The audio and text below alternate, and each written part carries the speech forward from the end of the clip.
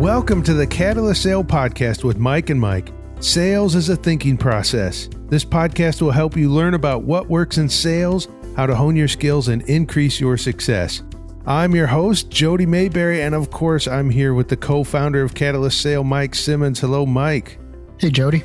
We have a very special guest today. It's memorable because it's a returning guest, and we haven't done that before, have we, Mike?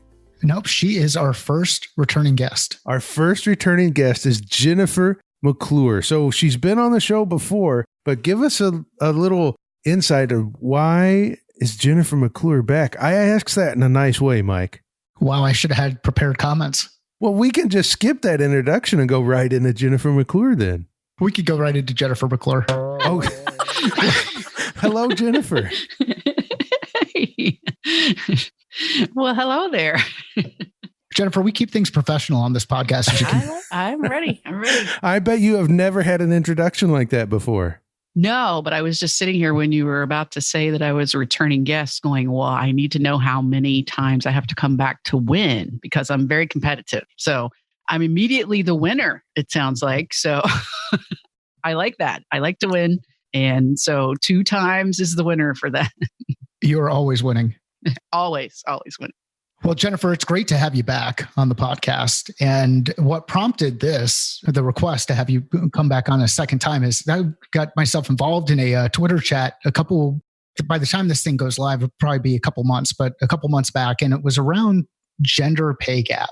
And being a 43-year-old white dude, I don't know that I'm the most qualified person to talk about gender pay gap. I can share personal stories around pay gap across people in teams that I've led, and maybe there's some experience I can share there. But when I thought of gender pay gap, I thought of female, and I thought of HR, and the most winningest person I know in the HR space who's a female is Jennifer McClure from Unbridled Talent. So you know how to butter me up. The winningest person. There you go. I butchered my way through it, but I tried. Thanks for having me back to talk about this issue. I think it's, the Twitter chats can cause all kinds of chaos out there in the world. So I love the opportunity to kind of come back in and maybe discuss it with a little bit more thought than we can in 280 characters. Awesome. So, how real is the gender pay gap issue? There's so many different data points that are out there, and I think anybody can find data that will support one side or the other. But how big of an issue is this? Yeah, I think to your point, it's clearly an issue because whatever data that you look at, almost all of the good studies will show you that women are typically paid less than men for doing the same job, on average. So certainly there are exceptions to the rule, but it's like a lot of things, whether it's racism or some other things. I think it's more the institutionalized and that we are currently paying for the sins of the past rather than people today, although I'm sure there are some who are making decisions to pay people less because of their gender. I think, the smart HR leader or even the smart business leader would take a look at their current pay structure for their team and go in and see if there are any glaring issues or errors or things that need to be addressed, because I think a lot of the pay gap exists and still exists today because everybody thinks that they're not the one discriminating against people.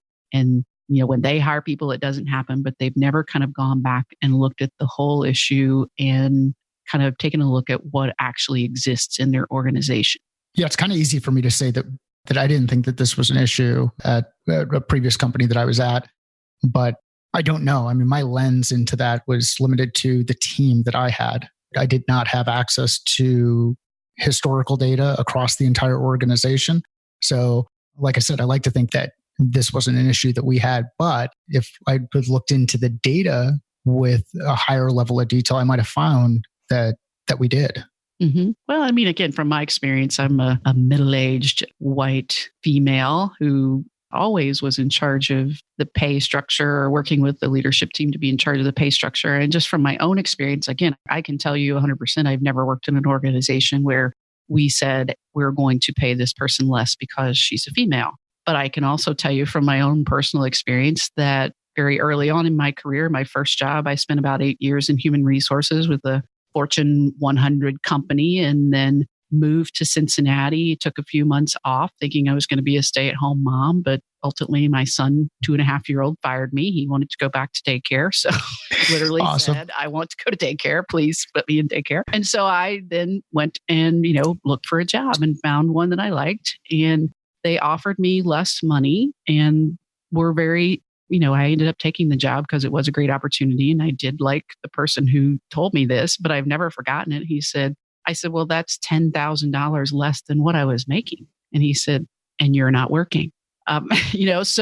So I think that is where a lot of these things, those types of things, that's one example where those types of things happen because I was a trailing spouse in that case. We relocated with my then husband's job. I decided, even if I had decided not to take time off, I would have ended up having to look for another job. And so because of that situation, they took advantage of me. Now, again, I had the opportunity to say no to that, and I felt like it was the right opportunity. And within about a year and a half, I was promoted and making what I should be making. But that's the kind of things I think that we don't think about when we think of, well, again, I would never offer someone less because she's a woman. But there are systemic and issues out there that have happened either over time or maybe someone does say something like that, or you might say the same thing even if it was a man. Hey, you're out of work. Again, not that I would ever recommend that practice, but you're out of work. So I'm going to offer you less than what, you were making in your last job. But it happens more often for women because they do take some time out of the workplace in some cases to either have children or often, maybe they are the trailing spouse in relocation situations. So it's things like that again, from my own experience, I can say happened. I also can say in very early on in my career, I was told again, while sitting down with the president of the company, sitting down to kind of talk about merit pay increases in our pool and how much money we had, percentage we had to allocate amongst all the managers. And I was 23 or 4 at the time, doing a great job. He'd recommended me for promotion twice. And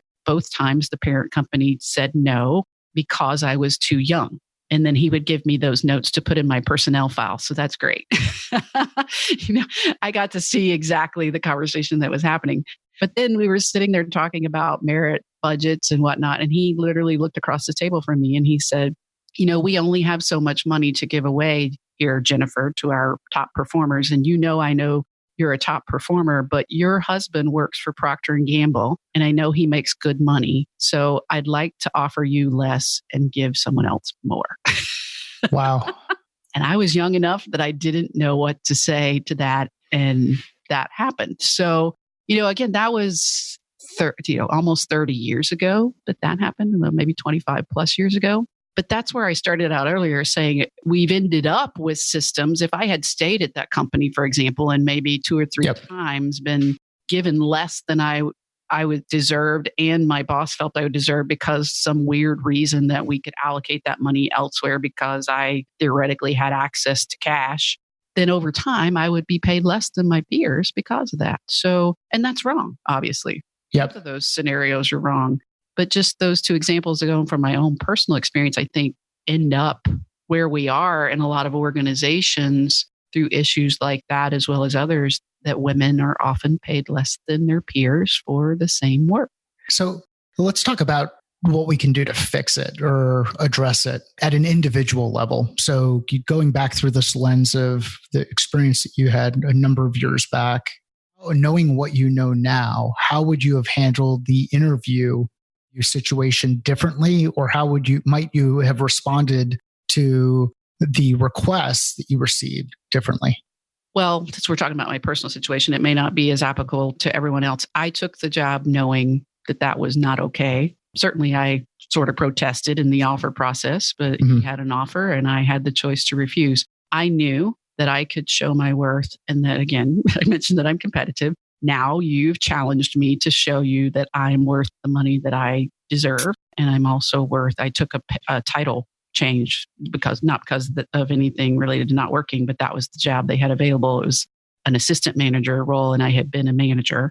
And so my goal immediately was I want to get promoted to manager and I want to get paid what I'm worth. And so I set about to do great work to achieve that. So, I think for anyone in that scenario, you have a choice. Again, your goal is to get paid what you're worth and to know what you're worth going into those situations. What is the market rate for your your role. And then sometimes, part of the reason why I accepted the job was it was a great opportunity starting up a new company within an existing company. So I would have some resources to be able to do that, but yet I would have a lot of ability to create something from nothing. And so that excited me.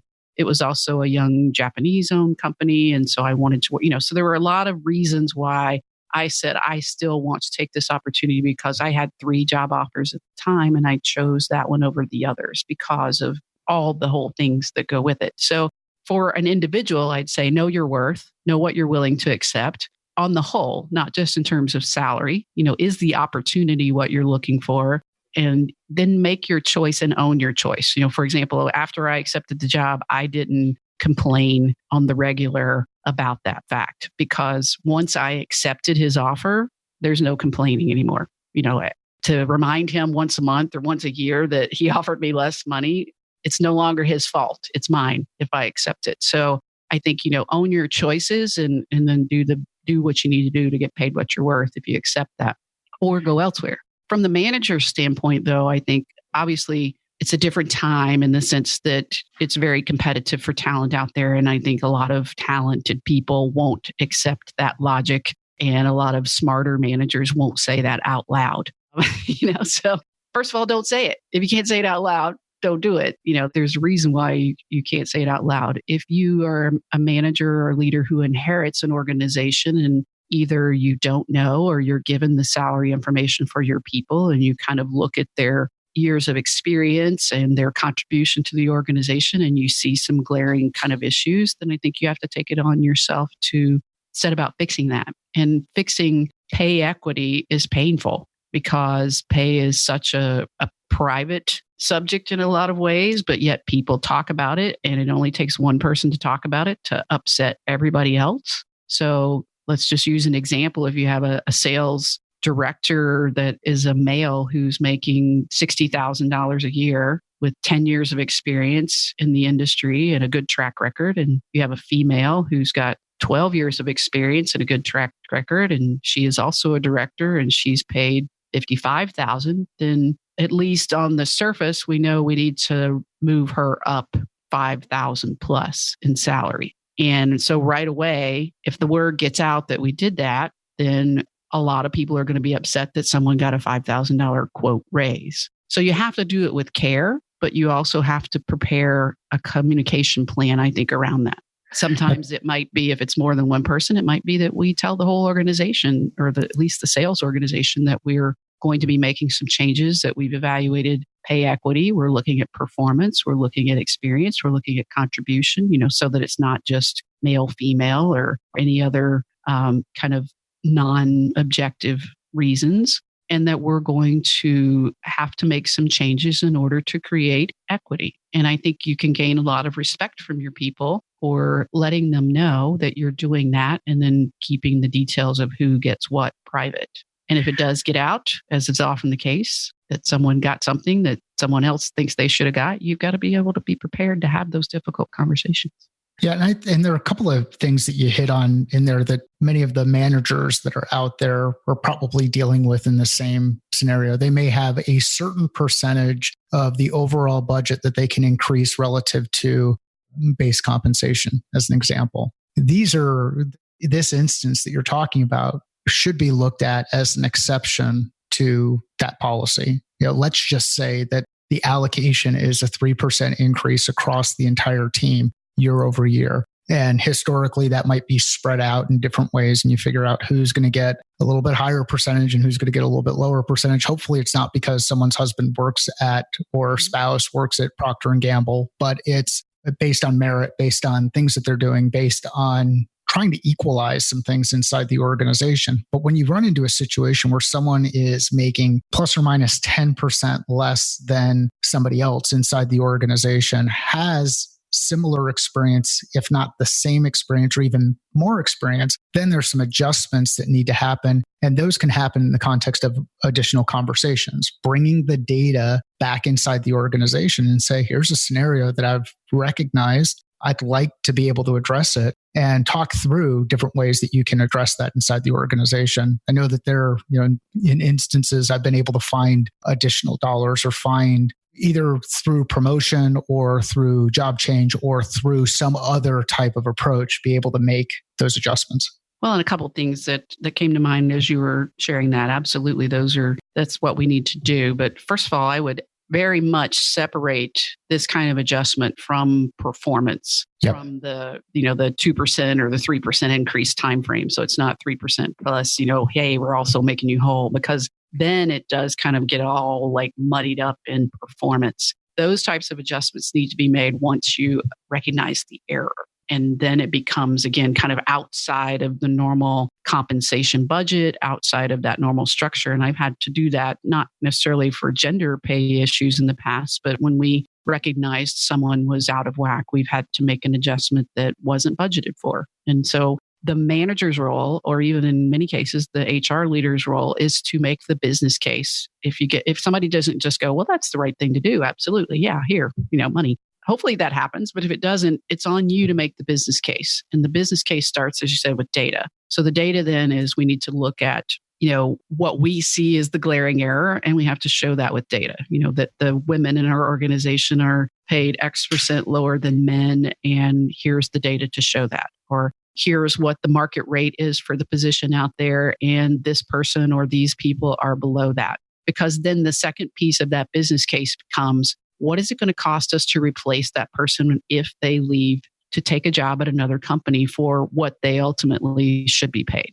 So there's going to be a cost to that. And then there's a 2.5 of that is if that person came in today and said they were resigning and leaving and taking a job for more money, are we going to try to counter them and then probably end up at about the same number as we would have if we had adjusted it on our own? Yep. One is a super positive conversation to have with someone. Hey, we're going to adjust your pay. We've evaluated the structures. We've looked at, your experience and what's competitive in the industry. And we want to bring you up to market rate. The other is, please don't leave us. Here's some money that now you're going to wonder why we didn't give it to you before. So even if you stay, you're going to have a bad taste in your mouth. Well, and you get into that difference between proactive versus reactive. And how are you looking at the data that's available to you? And how are you making decisions on how you're operating the business? And taking a proactive stance, at least for me, has always been better than a reactive approach. And there are trade-offs on either side. Yeah. And I think, we're talking about as I'm kind of whirling around these things in my head. I mean, obviously we're talking about people who are performers. These are people that you need to be looking at making adjustments for, making sure pay equity is in place. If this person, again, if you think, well, this person walks in tomorrow and they resign and I'm super happy because they need to go, they're probably not a performer, and we should already be thinking about them separately and not necessarily thinking about how we can raise them up to be equal with our performers, male or female. So, you need to manage your performers and make sure that you're paying them equitably. If you're not, then what do we need to do? What's the business case that we need to make in order to make that happen? If we have non-performers who are paid inequitably, I think that's the word, we've got a couple of issues to deal with there. We've got to increase the performance, but we also still need to address the inequity, because that non-performer, if you allow them to continue to stay in your organization, let's say they're just a flat C+ player. So you think you don't need to fire them. They're doing what's required, the minimum, but they're not excelling. So giving them an increase to raise them to have gender pay equity gives you heartburn. The challenge becomes if that person goes to the Equal Employment Opportunity Commission and files a lawsuit, then all you're left with is the data that they are a male or female that's paid inequitably. And now you've got to try to prove your way out of that. And telling the EEOC that they're a poor performer, they're probably going to find a male counterpart who is also a poor performer that is making more than them in that case.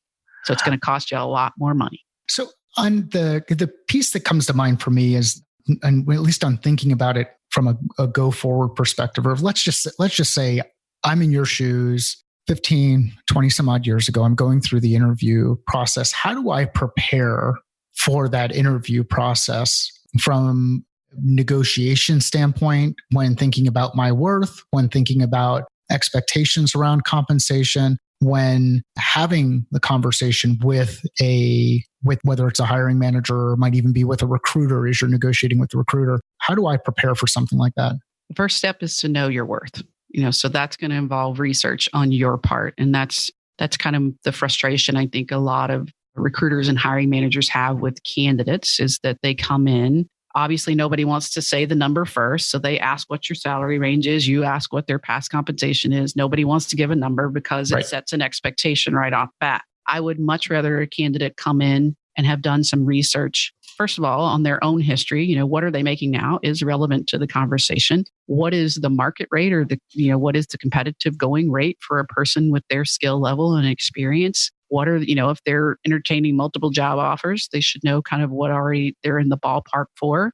You can certainly use a salary.com or some of the other online sites to look at compensation data, but I would always say take probably 20-25% off that number because it's usually very much inflated, but it could give you kind of a ballpark. So you need to know right away going in what your expectations are for the job. So again, I like round numbers. If I'm going in and I'm a sales leader and I know that in the industry, the pay range for me is 50 to 60K.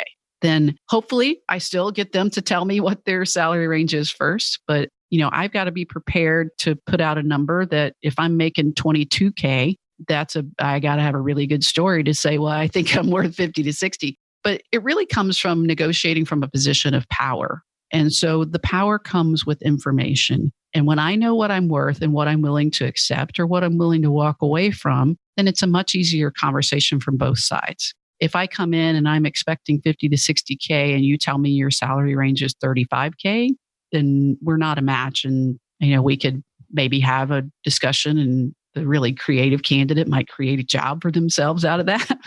That doesn't happen that often. If I'm expecting 55 or 50 to 60K and I come in and your range is 75 to 90, then there's a mismatch in something, that either I'm interviewing for a job that's really above my skill level. If, again, I've done the research and I know for what I'm looking for, this is the pay, but usually that won't happen. So to avoid the situation where somebody offers you less and you're put in that position, know before you go in. That's what I always tell candidates. You need to know what your top things are that are important to you in a job and what you will and will not walk away from before you go in and get seduced by either a good interviewer or what you think to be an opportunity. I've just seen it happen too often where somebody will be like, well, I just really want to stay home with my kids more and have more work-life balance. I've been on the road, my whole life. And so I left my last job because I want to stay home more with my kids. And then I talk to them 2 or 3 months later when they've got a job. And I'm like, how's that work-life balance going? And they're like, oh, I'm commuting 4 days a week to San Francisco. I'm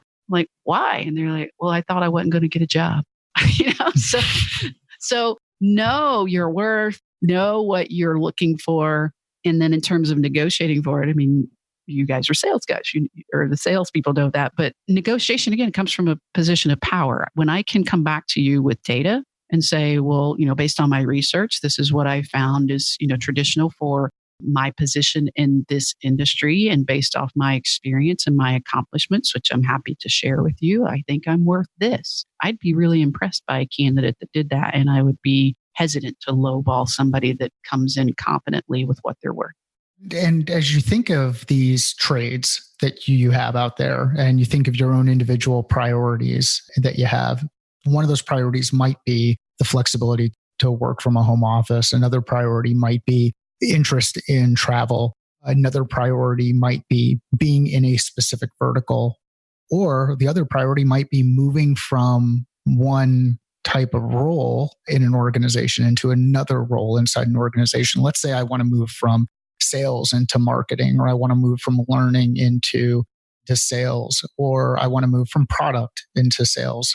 There are different trades. You're going to benefit from the experience that you might be able to gain from that company. They're going to benefit from your willingness to learn or willingness to do whatever those things are that you're willing to do relative to the job, and factor those into the decision process. The thing that I would caution people out there on is thinking that I can accept this job at this level because in 6, 8, 10, 12 months, there's going to be something else that I'm going to be able to do inside the organization.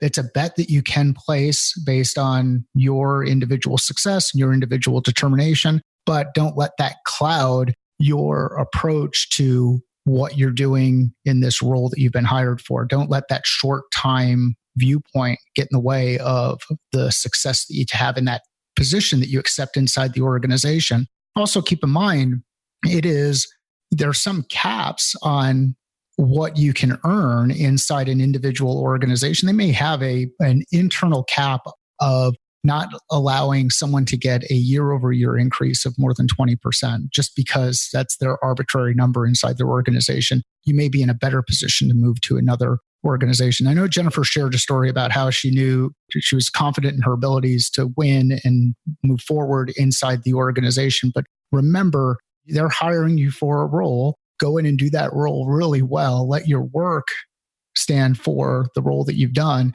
and then evaluate your situation as you move forward. Absolutely. And yeah, hopefully people heard the second half of that. You have to own your choice.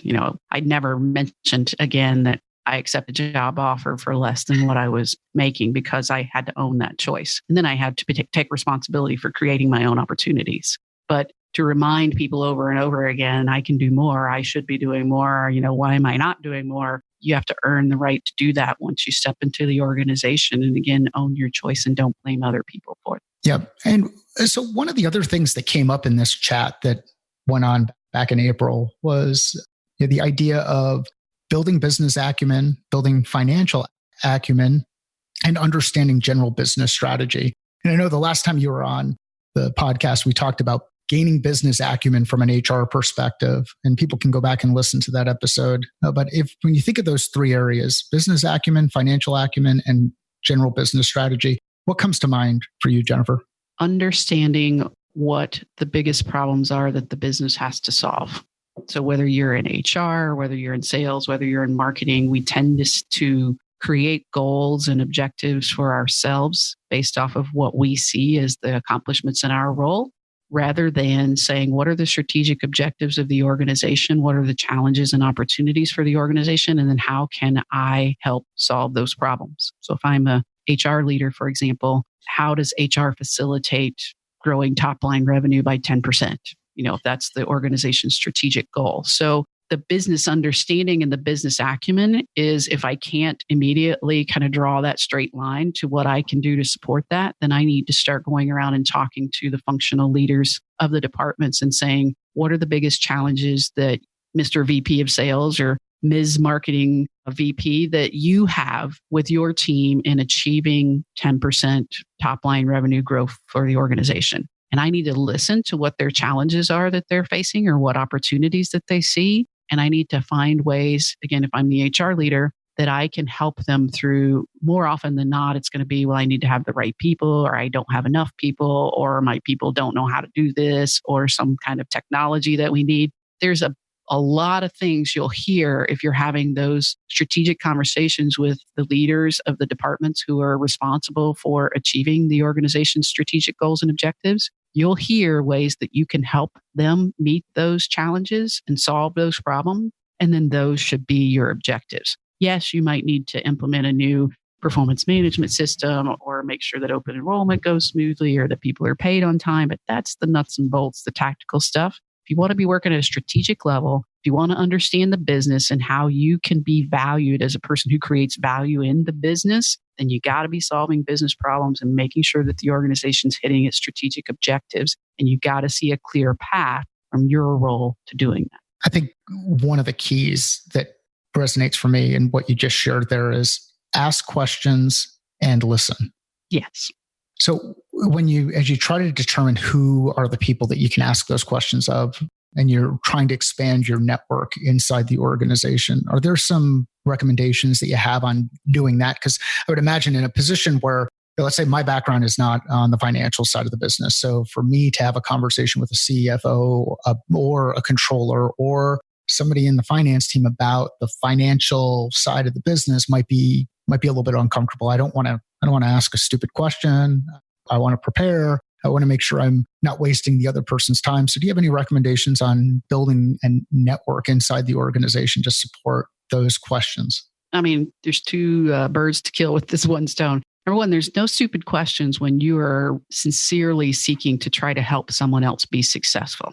So, what's the Zig Ziglar quote that you will get what you want if you help more people get what they want? So if I approach someone, even if I am a non-financial person and I go and I get some time with the CFO, I might ask for 5 or 10 minutes with the CFO to say, here, I've reviewed the strategic objectives for the organization.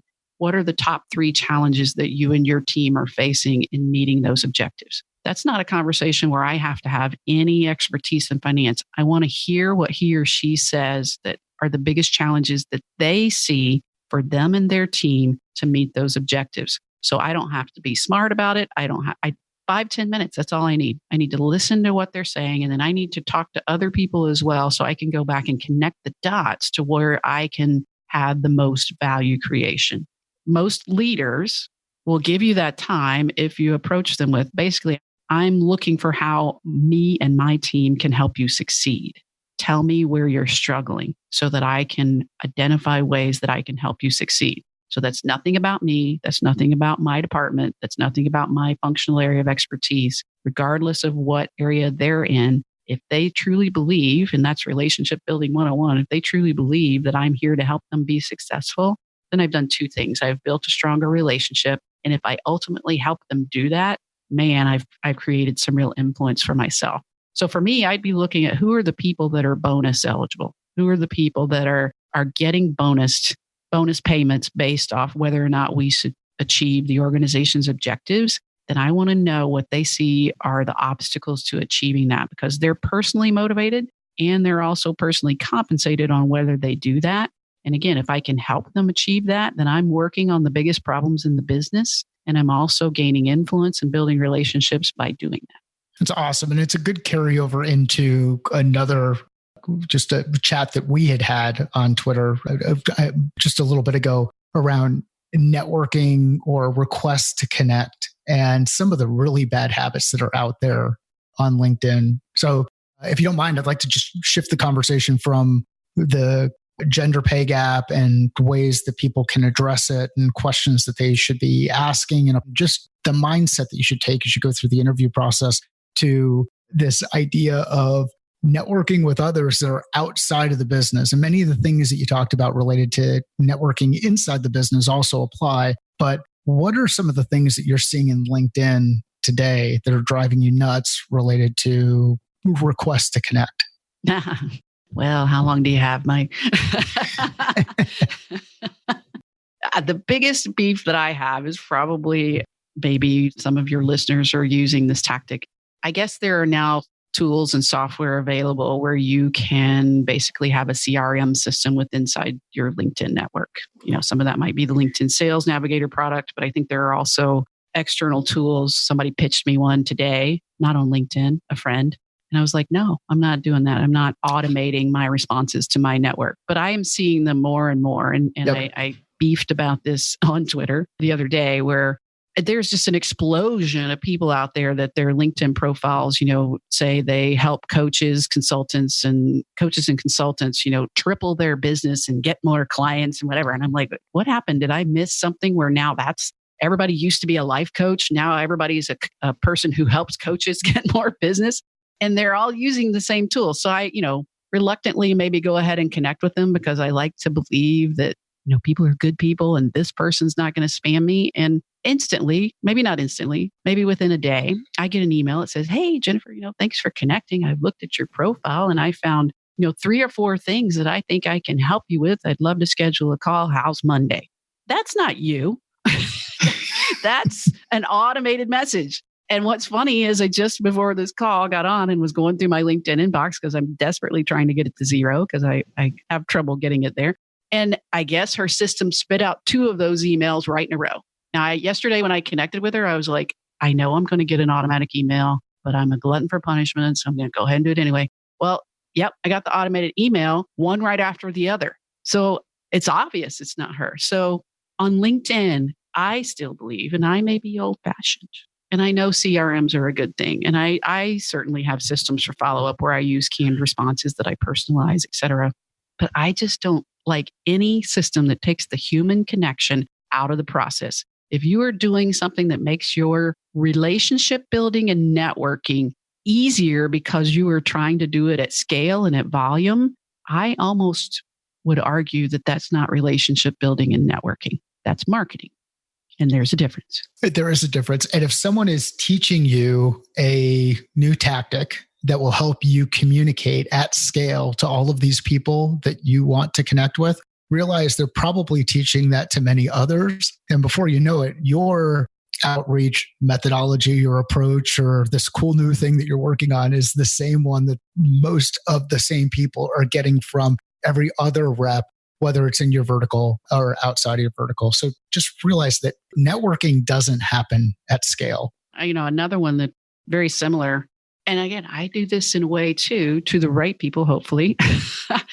There's anybody that is talking to you about networking relationship will tell you to add value first. That is certainly what you should do. Add value before you start asking for somebody. So the other tactic, the people that take that, automated, whether it's LinkedIn or otherwise, response to the next level is, and I have one woman that I connected with on LinkedIn, again, reluctantly. Maybe the problem is me here. There's a common denominator. Yeah, my spidey sense is already telling me what's going to happen. But now I'm just enjoying the process of letting her just continue to try to hook me. And I get probably an email from her maybe once every other week, not every week, where she's like, hey, Jennifer, just, checking in, read this great article, thought I'd share. Or, hey, I wrote this great article, thought I'd share. So there's no sales pitch, but it's, quote, value add. We have never had an in-person conversation. We've never had an interaction where she knows what I might find valuable. She's just adding value consistently, automatically, every 2 weeks, and I will never do business with her. So what could she, and I'm sure she's listening to the podcast. So what could she do? Let me give you her name. No, never do that. We'll withhold the name, but what could she do differently? Like, so let's say she does that and she got you to engage the first time. Not just her. What can we all do differently? Sure. Relationships and networking should be intentional. We have wonderful tools that allow us to be seen by or see lots of people, whether that's social media or a blog or an email list, et cetera. But if you really, truly want to get someone to give you money eventually, in other words, pay you for a service that you provide, or if you are going to ask them for something that they do or provide and expect some sort of value exchange, then it almost always has to be personal. Yes, there are people out there and they're teaching that. And I guess it works because they wouldn't continue teaching it, that yes, you can build your email list to tens of thousands of people that you've never connected with, and they'll ignore your emails. And then one day they'll buy your $19.99, form. And they might even buy your $1,999 course eventually. But I just look at all, that same person is having hundreds of people unsubscribe from their list every week or sign up to get a download and then unsubscribing automatically. For me, relationships, again, maybe that makes me old school. If I want you to hand over money of a significant value, now again, I'm not talking about email lists and nurturing and sales funnels where people do opt in and they do enjoy hearing from you and they do, love the value in the articles that you share. And then eventually they buy something, but you just almost never, ever going to be able to reach out to somebody that you've never met and make a sale. I just can't imagine that ever happens. So how can you do that? You can add value. I mean, I've built over 10 plus years. Haven't looked at the numbers lately, 50,000 plus Twitter followers.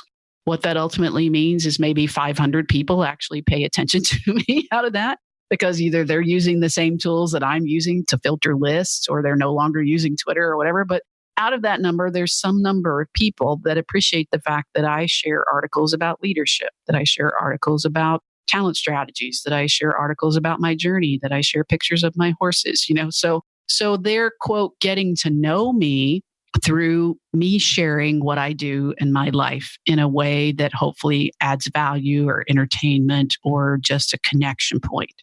And it happens more often than not. Eventually, they'll reach out to me if they have an event that they're planning and they need a speaker. They think of me because of the 27 horse pictures that they liked that I posted, or the articles that I share so that when they log on to Twitter or LinkedIn, they look up my profile rather than just seeing what's in the feed, because they know I've usually got some good stuff out there. So that's the deep kind of relationship building that I think you can do on scale. You can share value, and people that want to connect with that will engage with it or lurk and consume it. And then when they're ready, they'll reach out to you. probably the next piece of that is the outbound efforts. Who do I build a relationship with that I want to add value with? Identify the specific people, not, all HR directors or all CHROs. Yep. Who are the ones that I think I have something in common with, or they shared something that I connected with and I can respond to them. And then over time, like I'll throw her name out. Maybe she's listing Pat Waters, who used to be the CHRO at LinkedIn. We've been in the same human space a couple of times, so I would recognize her instantly. She might recognize me if she saw me.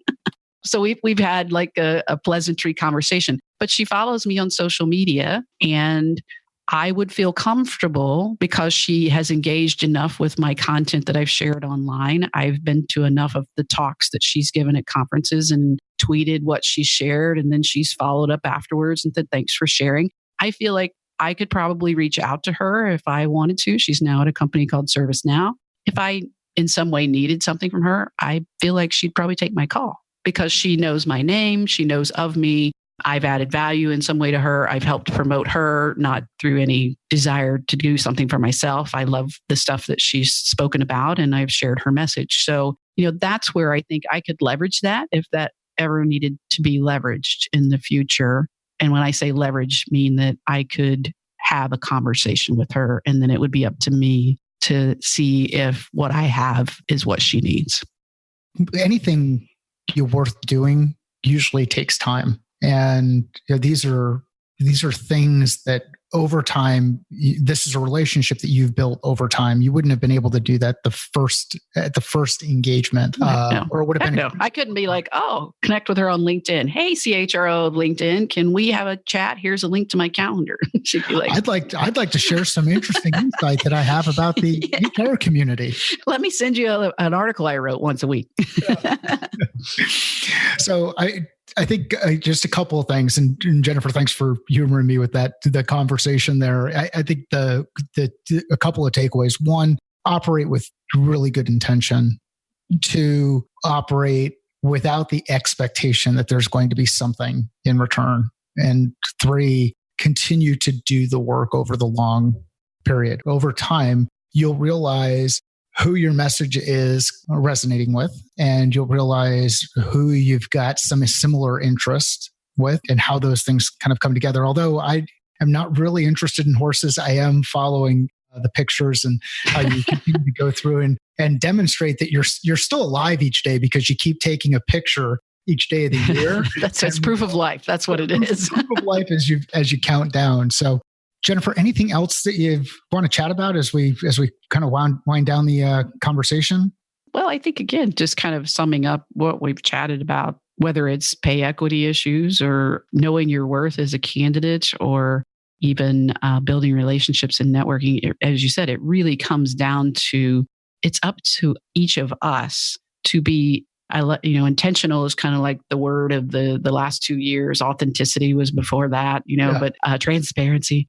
But really, I think intentionality is a good word. I need to do enough research on my end to understand what I have to offer to anybody. And then I need to be intentional about who I think I can add value to, and then be intentional about how I connect to them. In terms of the pay equity issues, I need to be intentional about saying, I want to make sure that people on my team are compensated fairly, I don't like the word fair, equitably, and in line with what's competitive and their skills, et cetera. And then I need to get the data so that I can make informed decisions about how to approach that. So it all comes down to, the first thing we do is not to say, I want. It's what do I need to do in order to make sure that I take the right steps in whatever situation it is. And it usually, the action starts with you. Yep. Take ownership and do the work. Well, this has been an awesome conversation. Thanks for joining us again, being the first guest that we've had on with a second appearance. Where can people find out more about what you're working on? Where would you like us to send folks? Sure. A couple places. I have a website called jennifermcclure.net. And if you go there and you download something or sign up to my list, you won't get weekly emails from me trying to sell you something. But hopefully you'll get some resources that are in line with what you see I'm about there. The second place is I am a new podcaster myself. So I have a podcast called Impact Makers with Jennifer McClure. And I'm interviewing basically people who are out there making some sort of impact in the world. So they're entrepreneurs, coaches, consultants, authors, practitioners. And we have, I hope, interesting conversations with some great takeaways for people to implement in their own lives to make more of an impact in their career and in the world. Jennifer, this was just tremendous. I love having you on the show. Well, thank you. Are we not recording anymore when you say nice things? No. We usually edit those out.